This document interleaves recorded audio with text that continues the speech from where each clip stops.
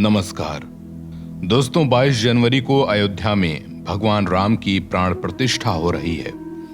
इस खास मौके पर जर्नलिस्ट कैफे लाया है एक खास कार्यक्रम, कहानी अयोध्या की। इस कड़ी में आप सुनेंगे रथ यात्रा से लेकर लालू के रथ रोकने तक की कहानी। 27-28 जनवरी 1990 को इलाहाबाद के संगम किनारे विश्व हिंदू परिषद और साधु संतों का सम्मेलन हुआ, जिसमें 14 फरवरी से अयोध्या में कार सेवा की घोषणा कर दी गई। घोषणा के बाद प्रधानमंत्री वीपी सिंह सतर्क हुए और 7 फरवरी को विहिप और साधु संतों की बैठक बुलाई। इसमें महंत अवैधनाथ और महंत नृत्य गोपाल दास और अशोक सिंघल समेत अन्य लोग शामिल हुए। ये सभी लोग कार सेवा के निर्णय पर अड़े हुए थे, लेकिन बाद में महंत रामचंद्र परमहंस के कहने पर कार सेवा को 4 महीने टालने पर राजी हुए। इस बीच समाधान को लेकर कई कोशिशें हुई। तब आंध्र प्रदेश के राज्यपाल कृष्णकांत और बिहार के राज्यपाल यूनुस सलीम सामने आए और कांचीपुरम के शंकराचार्य जयेंद्र सरस्वती और मुस्लिम स्कॉलर अली मियां से बात की।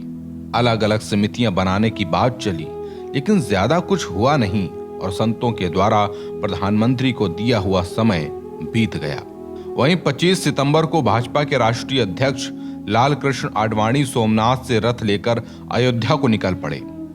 गेंदों के फूलों से सजे रथ पर बैठकर आडवाणी ने कहा कि इस कार सेवा में भाजपा के सभी सांसद और विधायक भाग लेंगे और मैं ये भी चाहता हूं कि इस कार सेवा में देश के मुस्लिम भी हिस्सा लें। ये यात्रा 30 अक्टूबर को अयोध्या में समाप्त होनी थी। इस यात्रा के संयोजक प्रमोद महाजन थे, लेकिन गुजरात में इसकी रणनीति नरेंद्र मोदी ने बनाई। तब वो राज्य के संगठन महामंत्री हुआ करते थे। इस यात्रा ने मोदी को नई पहचान दी। ये कहा जाता है कि राष्ट्रीय राजनीति में मोदी के उदय का श्रेय अयोध्या को ही जाता है। रथ यात्रा की पूरी रूपरेखा मोदी ने ही पूरे देश के सामने रखी थी। यही वजह थी कि मुरली मनोहर जोशी की कन्याकुमारी से कश्मीर तक की यात्रा का सारथी भी मोदी को बनाया गया था। रथ से एक दिन में 20 सभाएं होती थीं और माहौल ऐसा बना कि लोग रथ को पूज रहे थे और जहां से रथ गुजरता वहां की मिट्टी को सर में लगा लेते। कहा जाता है कि कुछ बैठकों के बाद रेल मंत्री जॉर्ज फर्नांडिस और सूचना मंत्री ने अशोक सिंघल से बात की। उन्हें जमीन अधिग्रहण के अध्यादेश के बारे में बताया, लेकिन सिंघल पूरी जमीन मंदिर के नाम के लिए अड़े रहे। सरकार ने रातों रात अध्यादेश तैयार कराया और आडवाणी से बात की। बात नहीं बनी और कार सेवा यात्राएं शुरू हो गईं। एक तरफ आडवाणी का रथ चल रहा था तो दूसरी तरफ लोग गांव-गांव से अयोध्या कूच कर रहे थे।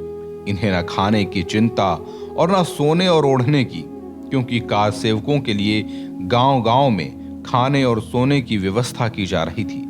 ये कहा गया था कि जो अयोध्या जा रहे हैं वो राम भक्त थे और जो सेवा कर रहे थे वो राम के काम आ रहे थे। ये बाबरी विध्वंस से भी बड़ी कार सेवा मानी गई। आस्था का समुद्र अयोध्या की तरफ बढ़ रहा था, तो दूसरी तरफ प्रदेश के मुख्यमंत्री मुलायम सिंह इसे रोकने के लिए बांध बना रहे थे।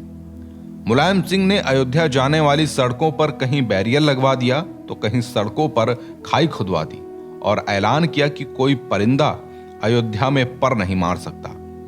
भाजपा और उनके नेताओं से लड़ते हुए मुलायम सिंह यादव खुद राम से लड़ने लगे थे और उन्हें खुद भी नहीं मालूम चला। उन्होंने आडवाणी का रथ रोकने की भी तैयारी कर ली। बताया जा रहा है कि देवरिया में रथ यात्रा रोकने की पूरी तैयारी थी।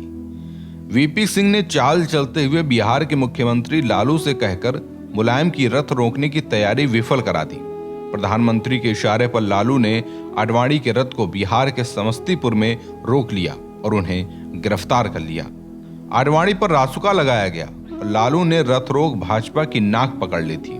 बाद में भाजपा ने साबित किया कि वीपी सिंह और लालू ने आडवाणी का रथ नहीं, राम का रथ रोका है। अयोध्या के आसपास जाने के लिए इतनी पाबंदियां थीं कि इसका अंदाजा इस घटना से लगाया जा सकता है। रथ यात्रा रोके जाने से कुछ समय पहले अटल जी अयोध्या मामले की बात करने ट्रेन से लखनऊ जा रहे थे। तभी राज्य सरकार के कहने पर केंद्र ने एड़ी चोटी का जोर लगा दिया। सुबह पता चला कि अटल जी ट्रेन में सो गए और उनकी ट्रेन लखनऊ पहुंची ही नहीं, झांसी और ललितपुर के बीच शटिंग करती रही। बाद में अटल जी को हेलीकॉप्टर से लखनऊ पहुंचाया गया। आज के अंक में इतना ही। कल सुनिए आडवाणी के रथ से उतरते ही अल्पमत में वीपी सिंह की सरकार की कहानी।